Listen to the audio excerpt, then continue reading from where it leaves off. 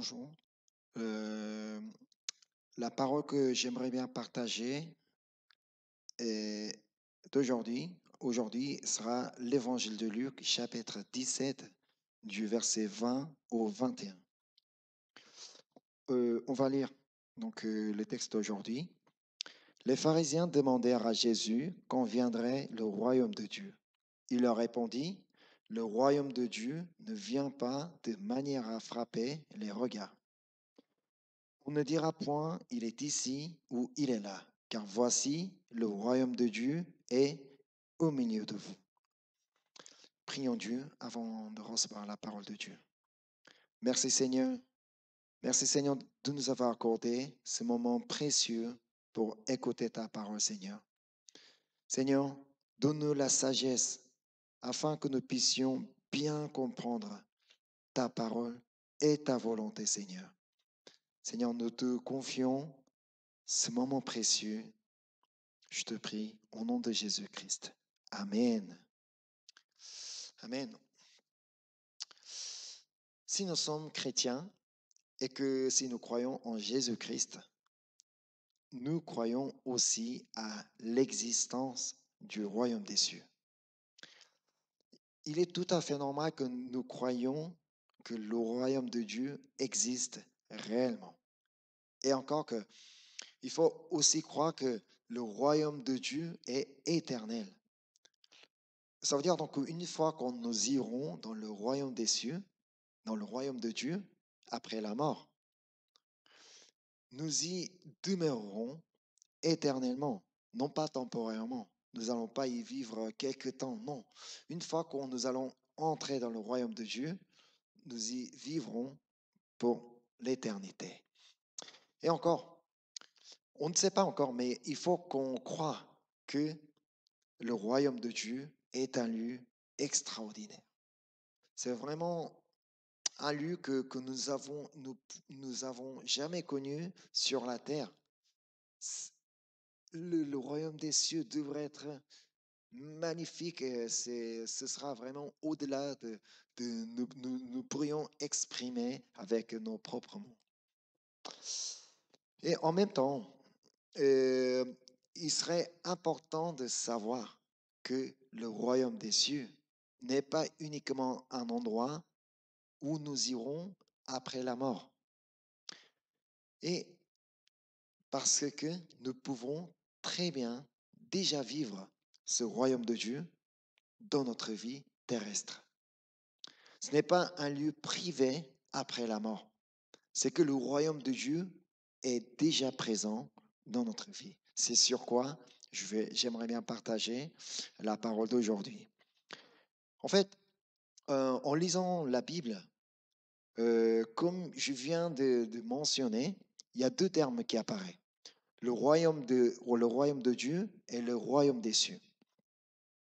En fait, le terme, le royaume des cieux, est la particularité chez Matthieu.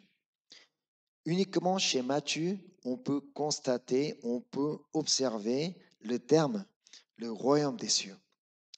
Sinon, encore dans toute la Bible, donc il n'y a que Matthieu qui mentionne une seule fois au 2e Timothée, sinon c'est uniquement en Matthieu que le royaume des cieux apparaît. Sinon, chez les autres évangélistes, et encore donc dans les autres épîtres du Nouveau Testament, c'est toujours le royaume de Dieu.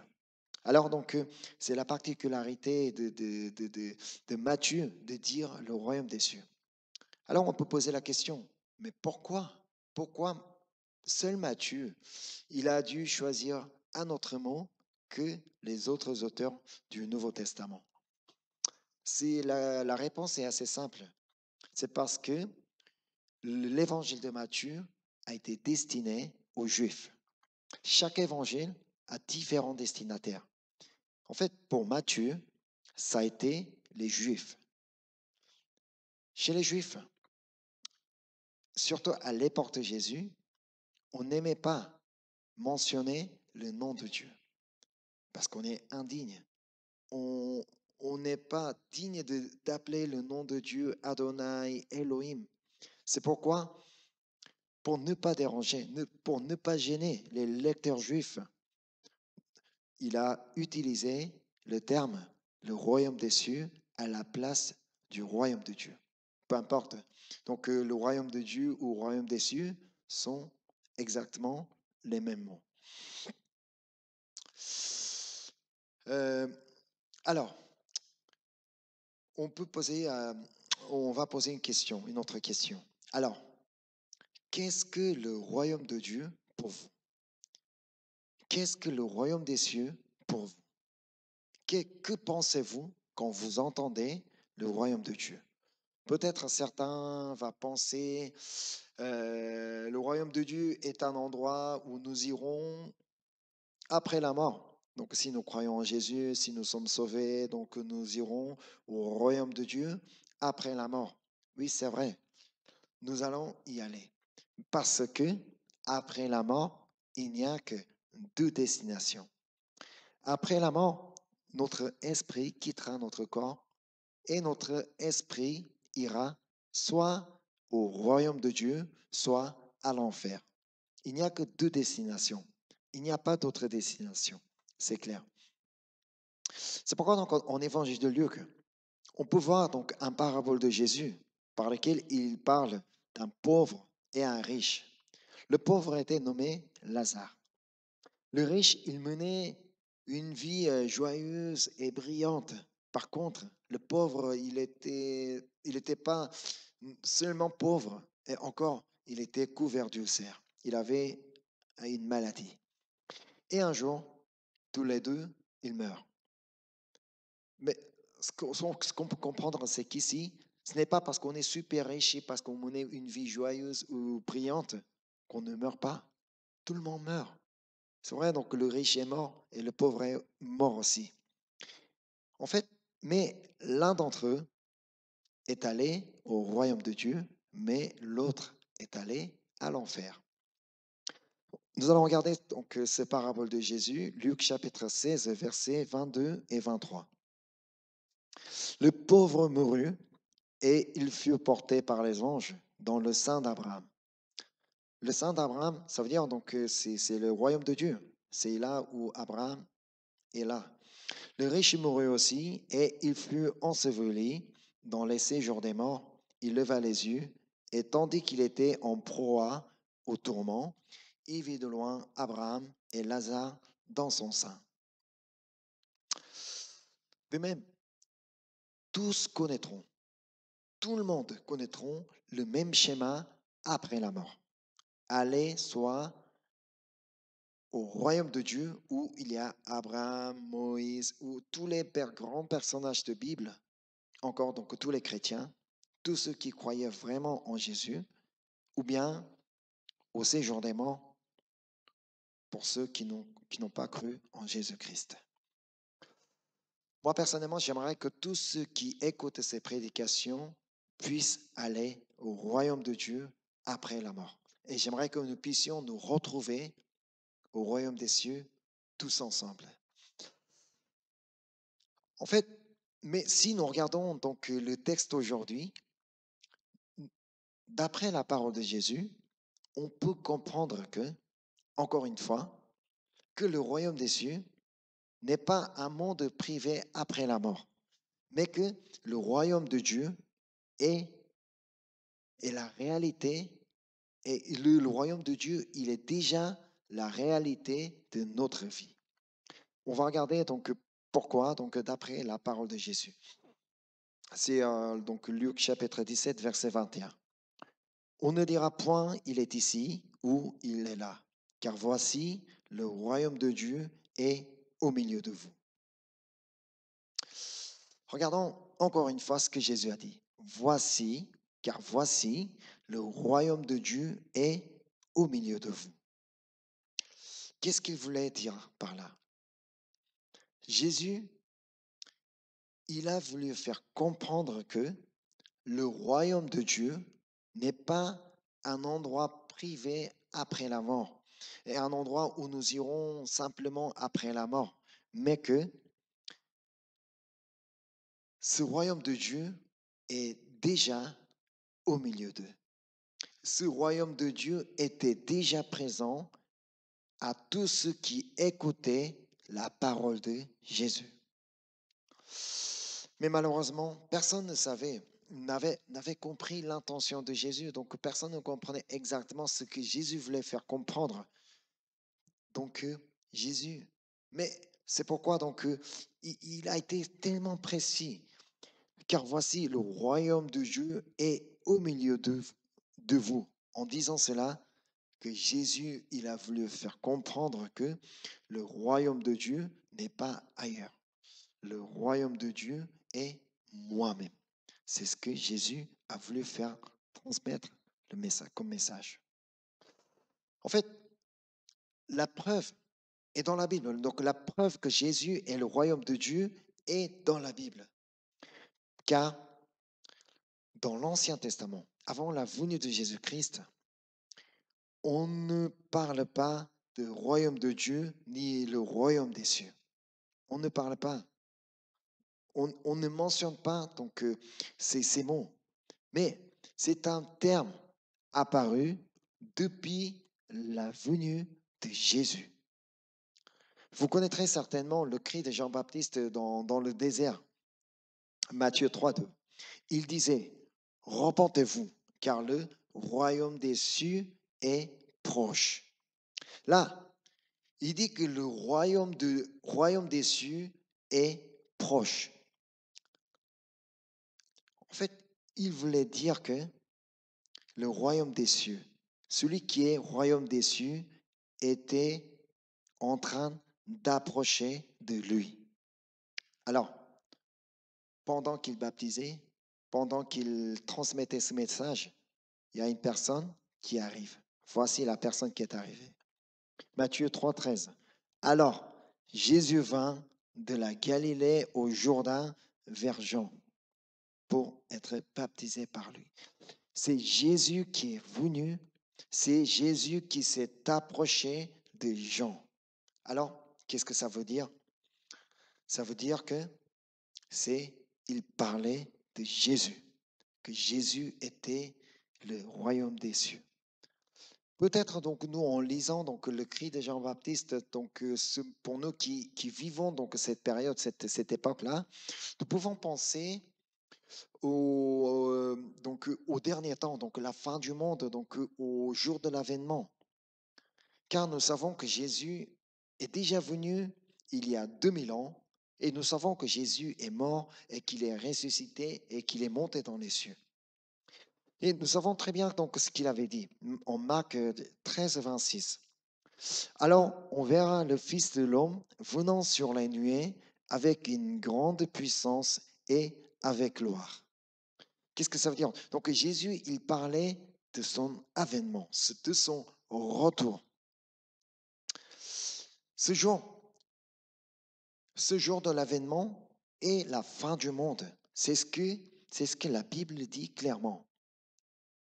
Mais pour Jean-Baptiste, et ce n'était pas le cas.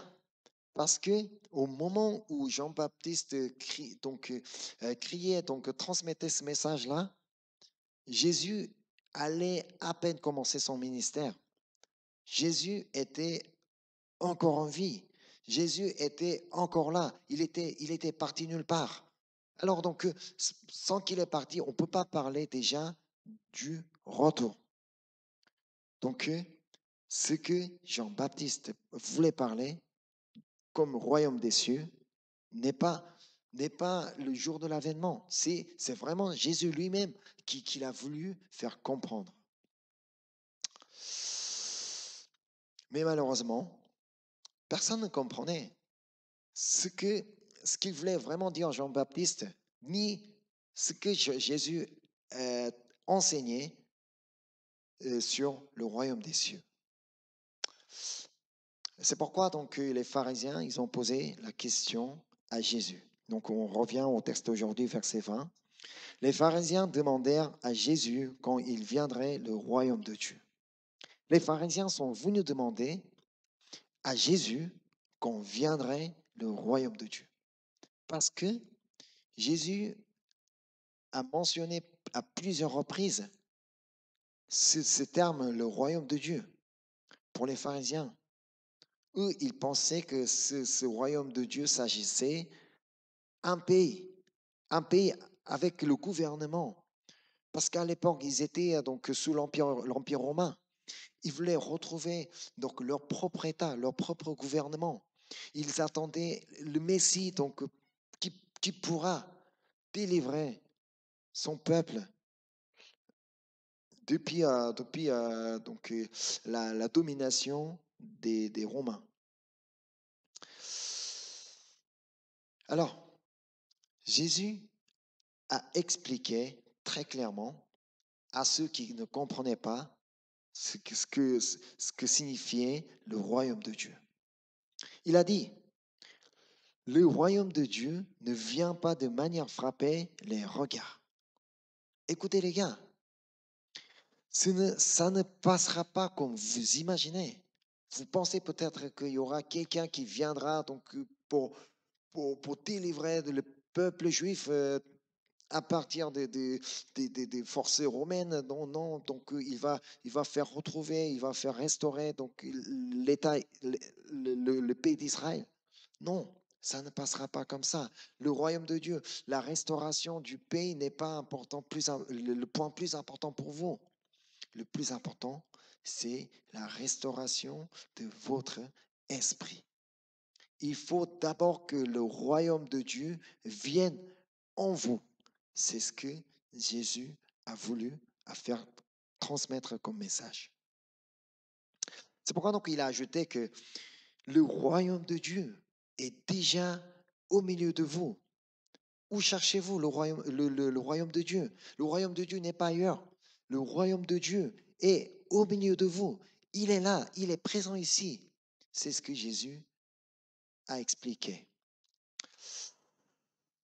Encore une fois, en disant cela, Jésus a très clairement dit que lui-même est le royaume de Dieu. C'est pourquoi donc, nous ne deviendrons pas le peuple de Dieu, le peuple du royaume de Dieu, une fois qu'on nous irons dans le royaume de Dieu. Nous sommes déjà le peuple du royaume de Dieu. Parce que, étant donné que Jésus est le royaume de Dieu, et comme Jésus est toujours avec nous, et comme déjà Jésus est déjà au milieu de nous, le royaume de Dieu est déjà là. Et nous sommes déjà son peuple. Et encore, non pas seulement qu'il est au milieu de nous, il est en nous aussi. C'est pourquoi Romains 14 nous dit que nous pouvons bénéficier tous les profits que nous pouvons bénéficier en tant que le peuple de Dieu. Tout ce que nous allons vivre, tout ce que nous allons bénéficier dans le royaume des cieux, ça, nous allons pouvoir les bénéficier aussi sur la terre parce que le royaume de Dieu est déjà là. On va regarder Romains 14, 17. Car le royaume de Dieu, ce n'est pas le manger et le boire, mais la justice, la paix et la joie par le Saint-Esprit. Paul nous dit, donc l'apôtre Paul nous dit clairement que notre bénéfice en tant que peuple de Dieu n'est pas le manger et le boire.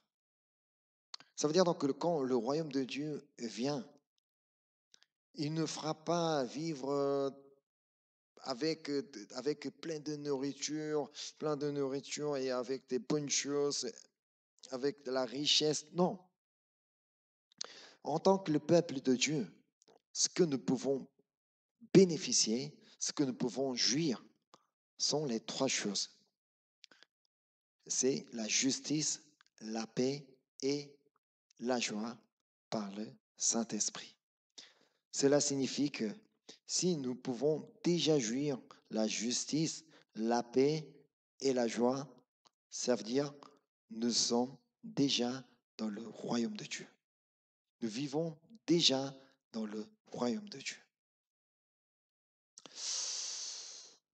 Alors, qu'est-ce que la justice? Qu'est-ce que la justice que nous pouvons bénéficier ou encore nous pouvons jouir? C'est la justification par Jésus-Christ. On va lire Romains 3, 24. Et ils sont gratuitement justifiés par sa grâce, par le moyen de la rédemption qui est en Jésus-Christ. Nous sommes devenus le peuple de Dieu. Avant, nous étions tous des pécheurs qui méritaient la perdition. Mais depuis que nous avons cru en Jésus-Christ, nous sommes devenus le peuple de Dieu par le moyen de la rédemption qui est en Jésus-Christ. Donc, nous sommes libérés du péché. Nous sommes libérés de condamnation parce que nous sommes maintenant le pécheur pardonné. Avant, nous étions le pécheur. Mais maintenant, depuis que nous avons cru en Jésus-Christ, nous sommes devenus le pécheur pardonné. C'est pourquoi Romains chapitre 8, versets 1 et 2 nous dit, il n'y a donc maintenant aucune condamnation pour ceux qui sont en Jésus-Christ. En effet, la loi de l'esprit de vie en Jésus-Christ m'a affranchi de la loi du péché et de la mort. Amen. Donc, il faut savoir que nous ne sommes plus comme avant. Nous sommes, comme il est écrit dans la Bible, nous sommes une nouvelle créature. Au passé, on était des pécheurs, mais maintenant, nous sommes devenus des pécheurs pardonnés. Nous sommes maintenant le peuple de Dieu, libéré de la loi du péché et de la mort, par la grâce de Dieu. Ainsi, nous vivons déjà la vie du royaume de Dieu sur la terre. Nous ne sommes plus liés au péché. Nous sommes libérés du péché par le moyen de la rédemption qui est en Jésus-Christ. Ainsi, nous sommes devenus le peuple de Dieu et nous menons déjà une vie dans le royaume de Dieu. Et encore, en tant que le peuple du royaume de Dieu, nous pouvons aussi bénéficier la paix et la joie par le Saint-Esprit. Au royaume de Dieu, nous ne savons pas exactement comment il est le royaume des cieux, mais ce qui est certain, il n'y aurait pas de crainte, il n'y aurait pas de peur, il n'y aurait pas ni l'inquiétude, ni le souci, ni la tristesse, ni la souffrance, ni la peine, ni l'épreuve.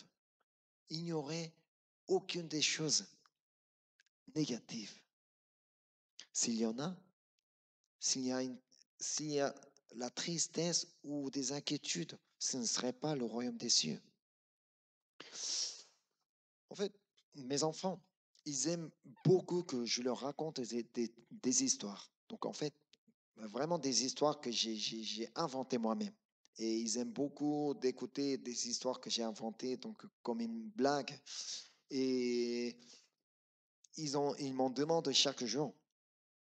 Et un jour, j'étais un peu fatigué, donc je n'avais pas vraiment envie de leur raconter donc l'histoire, donc j'avais pas de force.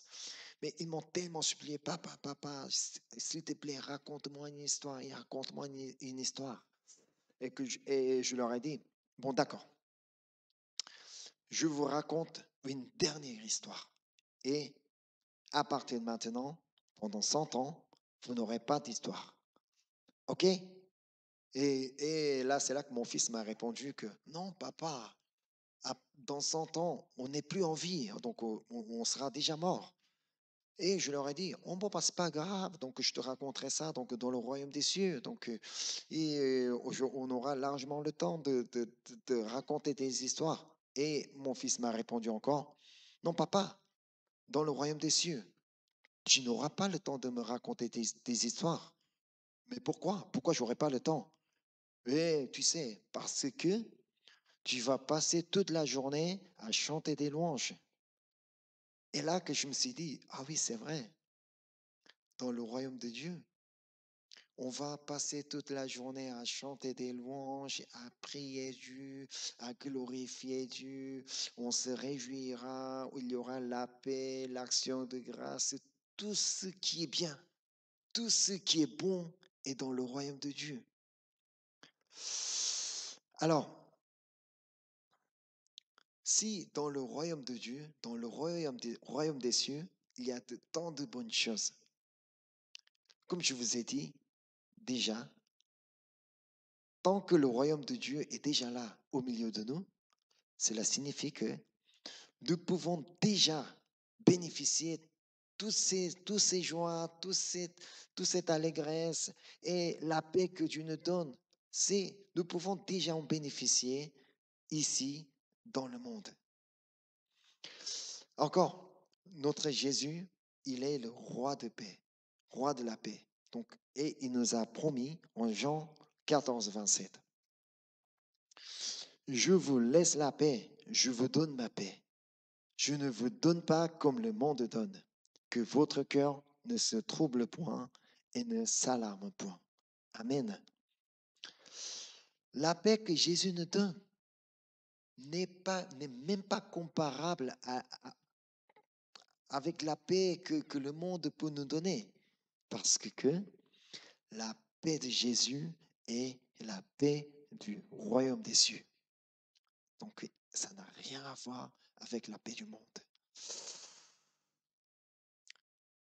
Ainsi que il nous donne la paix.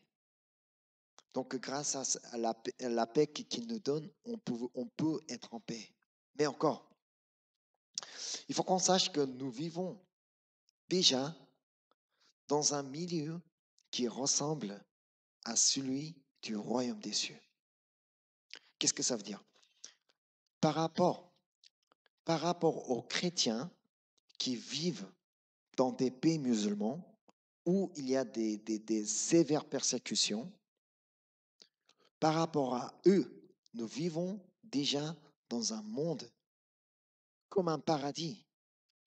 Nous avons, par exemple, moi, étant en France, j'ai une liberté totale. J'ai la liberté de célébrer le culte à n'importe quel moment. J'ai la liberté de chanter des louanges à n'importe quel moment. J'ai la liberté de prier. J'ai la liberté de faire tout ce que je veux dans ma vie croyance. Mais, vous savez, pour les chrétiens qui sont dans les pays musulmans, qui sont dans les pays d'autres religions où il y a des persécutions, eux, ils n'ont pas cette liberté. Par rapport à eux, nous sommes déjà dans une très belle condition de vie. Alors que, alors que nous vivons déjà dans un milieu libre par rapport aux chrétiens des pays musulmans, il nous arrive de temps à autre de perdre la paix et perdre la joie à cause d'un tout petit problème par rapport aux problèmes qu'ils ont les chrétiens des pays musulmans. Donc, ça n'a rien à voir. Mais à cause d'un tout petit chose, oh non, c'est pas bien. Donc, ça, je suis pas à l'aise. Donc, ça dérange ma croyance. Non.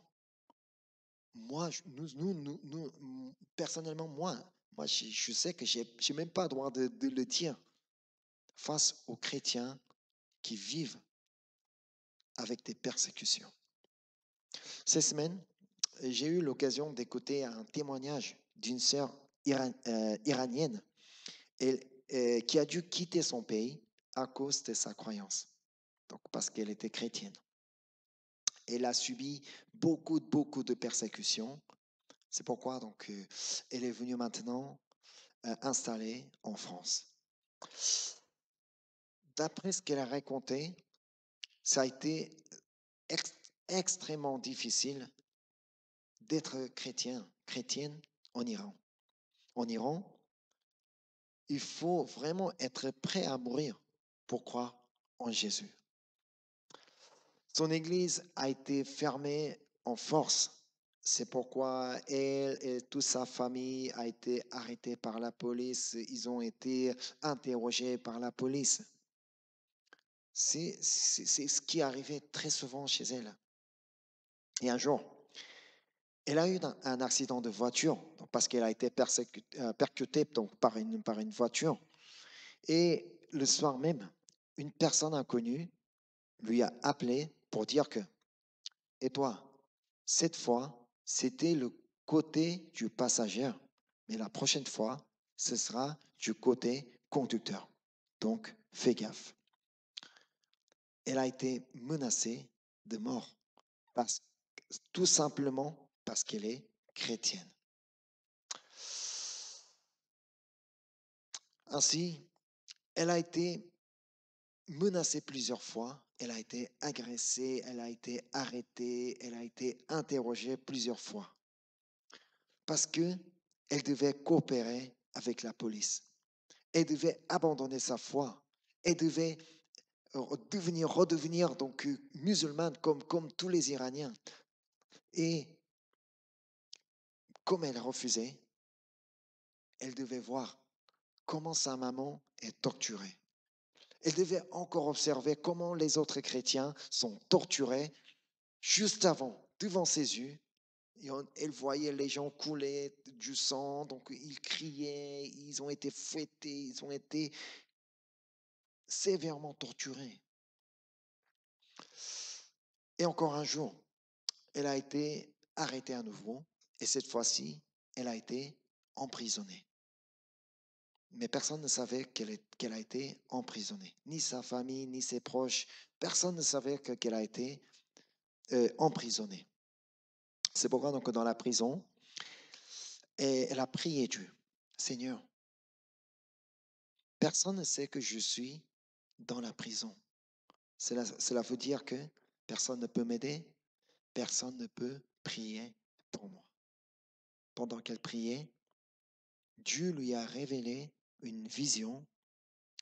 C'était une image. Dans l'image, elle voyait des gens prier dans une petite salle. Ils priaient ensemble. Et c'est là que Dieu lui a dit, chérie, tu sais ce qu'ils sont en train de faire? Ils prient actuellement pour les chrétiens prisonniers d'Iran.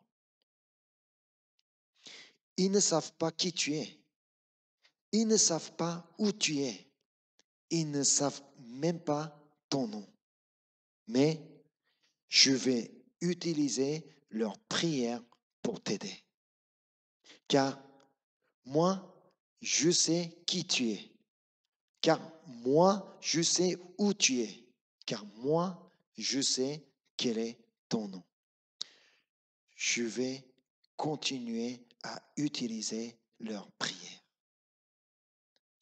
Lorsqu'elle a entendu cette parole de Dieu, elle a été complètement réconfortée par le fait qu'il y ait des gens qui prient pour elle et encore pour les prisonniers d'Iran. C'est vrai, sa situation n'a pas été changée. Elle était toujours en prison. Elle n'a pas été libérée. Mais, malgré tout, même dans la prison, elle vivait déjà dans le royaume de Dieu, dans le royaume des cieux. C'est ce qui s'est arrivé chez Paul et Silas. Ils ont été emprisonnés, ils ont été fouettés, ils ont été tapés. Mais dans la prison, qu'est-ce qu'ils ont fait? Ils ont chanté des louanges, ils priaient Dieu parce qu'ils étaient déjà dans le royaume de Dieu. Je vous demande de prier pour les prisonniers chrétiens d'Iran. Ils nous demandent la prière. Et notre prière est indispensable. Et Dieu nous dira à nous aussi, je vais utiliser ta prière pour aider les chrétiens iraniens. Si Dieu nous dit ça, il ne faut pas arrêter de prier pour les chrétiens actuellement qui sont persécutés. Voilà, par rapport aux chrétiens d'Iran, moi je peux dire que donc, je vis déjà dans le paradis. Je vis dans un milieu totalement libre, donc où je peux dire vraiment toute condition, toute bonne condition par rapport à eux. Alors, pour quelle raison? Pour quelle raison nous pouvons perdre la paix?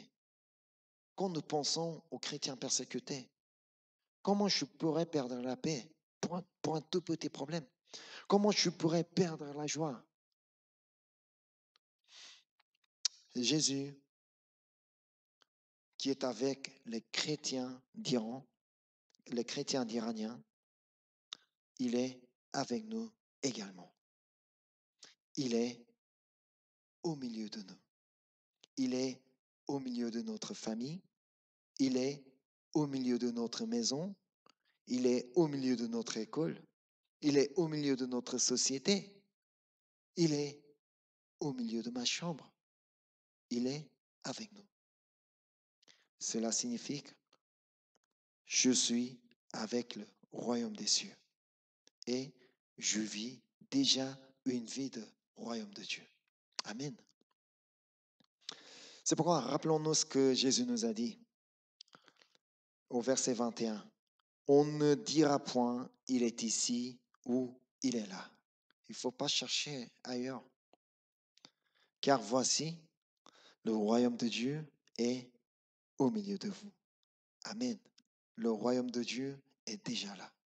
Et nous sommes déjà dans le royaume de Dieu. Alors, croyez toujours, n'oubliez jamais que Jésus est au milieu de vous.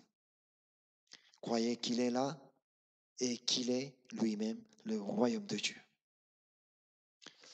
Si nous sommes son peuple, et comme Jésus est là, et comme si nous sommes son peuple, si je confesse que je suis le peuple de Dieu, laissons la place du roi à notre Jésus. Peut-être jusqu'à présent, c'est moi qui avais occupé la place du roi. Au moins, c'est moi qui prends la décision. Non, c'est moi donc qui prends la parole. Non. Si c'est moi qui suis le roi de ma vie, je ne suis pas le peuple de Dieu. Pour devenir le peuple de Dieu, il faut laisser la place à Jésus-Christ, la place du roi. Et il nous dominera dans son royaume. Qu'est-ce que nous allons jouir? Nous allons jouir la justice, la justification, la liberté. Malgré notre situation, malgré notre état pécheresse, nous allons vivre une liberté totale. Et encore, malgré notre situation difficile, nous allons pouvoir être en paix. Et encore, même si nous avons quelques problèmes qui nous rendent la tristesse, non, on ne va pas rester dans la tristesse. Avec Jésus, en tant que le peuple de Dieu, nous allons toujours pouvoir nous réjouir. Amen. C'est pourquoi, sachez que Jésus est au milieu de vous. Le royaume de Dieu est au milieu de vous. Et nous sommes son peuple. Nous vivons déjà dans le royaume de Dieu. Ça veut dire, nous pouvons bénéficier tout ce que nous pouvons dans le royaume de Dieu. Et déjà, 3 choses par le Saint-Esprit: la justice, la paix et la joie. Amen.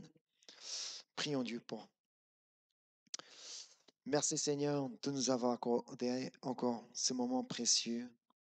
Seigneur, je te prie pour que cette parole soit semée dans notre cœur afin de porter du fruit, Seigneur. Seigneur, nous voulons toujours croire que tu es au milieu de nous. Et nous voulons toujours croire que tu es le royaume de Dieu et que nous sommes ton peuple, Seigneur. Ainsi, nous souhaitons toujours jouir la justice, la paix et la joie. Merci Seigneur encore une fois, je te prie au nom de Jésus-Christ. Amen.